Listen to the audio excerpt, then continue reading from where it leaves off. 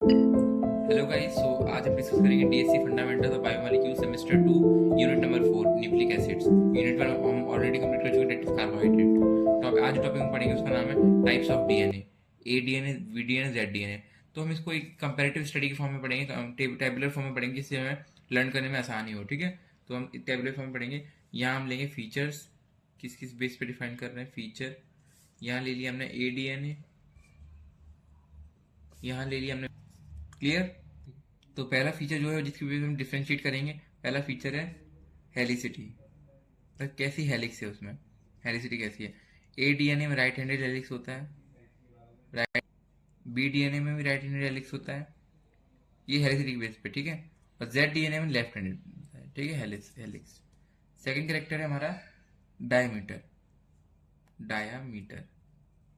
ए DNA का diameter होता है 26 एंगस्ट्रॉम, बी डीएनए का होता है 20 एंगस्ट्रॉम, और जेड डीएनए का होता है 18 एंगस्ट्रॉम।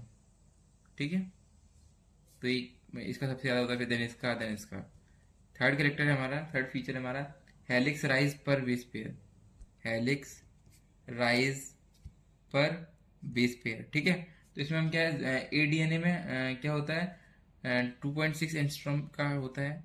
मतलब हेलिक्स राइज पर बेस पेयर, हेलिक्स का राइज कितना है पर बेस पेयर पे। तो ए डीएनए में होता है पर बेस पेयर पे 2.6 एंगस्ट्रॉम, बी डीएनए होता है 3.4 एंगस्ट्रॉम, और जेड डीएनए में होता है 3.7 एंगस्ट्रॉम। ठीक है, फोर्थ कैरेक्टर है, जो फोर्थ फीचर इसको डिफाइन करेंगे, बेस पेयर पर हेलिक्स टर्न।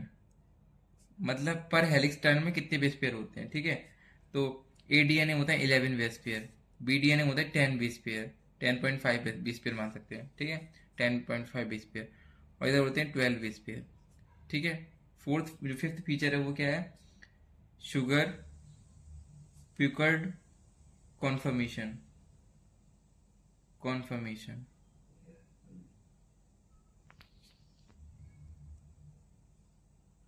जैसे यहाँ पे इसमें C3 होता है, एंडो होता है। ठीक है, ये होता है C2 डैश होता है, ये एंडो होता है।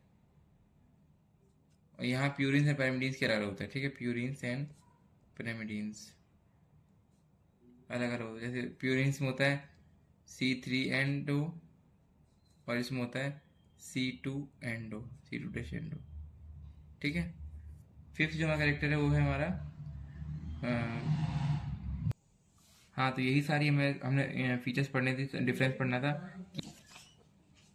हमने कंपेरेटिव स्टडी की A D N A, B D N A, Z D N A की, और ये से फीचर्स, इनकी बेस पे हमने इनको डिफ्रेंशिएट किया। ठीक है, नेक्स्ट टॉपिक जो हम पढ़ेंगे वो है, ठीक है, इसके बाद नेक्स्ट छोटा सा टॉपिक है आपका पैलिंड्रोमिक सीक्वेंस। ये आपने क्लास 12 में पढ़ा होगा आई गेस, बायोटेक्नोलॉजी में। सीक्वेंस, जैसे फॉर एग्जाम्पल पहले मैं एक जनरल एग्जांपल लेता हूँ। पैलिंड्रोम का मतलब होता है कि जो आगे से और पीछे से दोनों। सो पैलिंड्रोम सीक्वेंस का मतलब होता है, पैलिंड्रोम का मतलब होता है जो आगे से पढ़ो और या पीछे से पढ़ो, दोनों में सेम डायरेक्शन में सेम पढ़ा है। जैसे फॉर एग्जाम्पल मलयालम होता है, मल या लम, तो इसको अगर इस डायरेक्शन पढ़ेंगे तब भी सेम स्पेलिंग है, या लम। और इधर से पढ़ेंगे तब भी मलयालम ही है। जैसे नमन, नमन, इसमें भी। ठीक है, तो ये दोनों ही पैलिंड्रोम है, मलयालम और नमन, क्योंकि इनको चाहे फ्रंट से रीड करो चाहे बैक से रीड करो, उनका सीक्वेंस सेम है।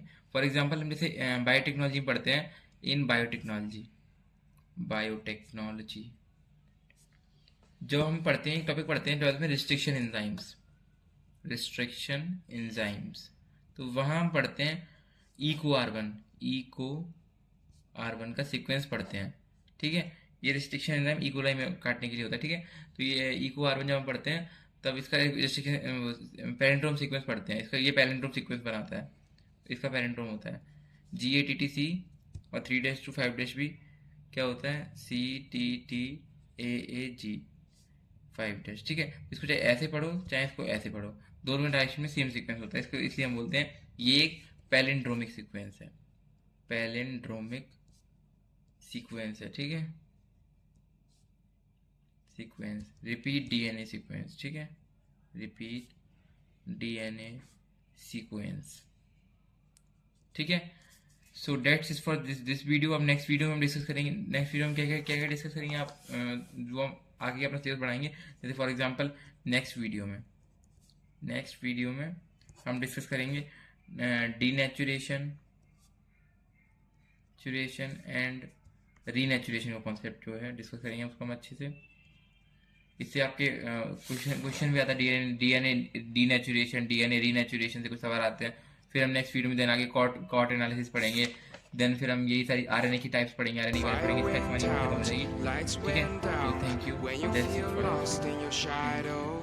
Don't feel alone, don't scream so loud. We are living in this cruel world.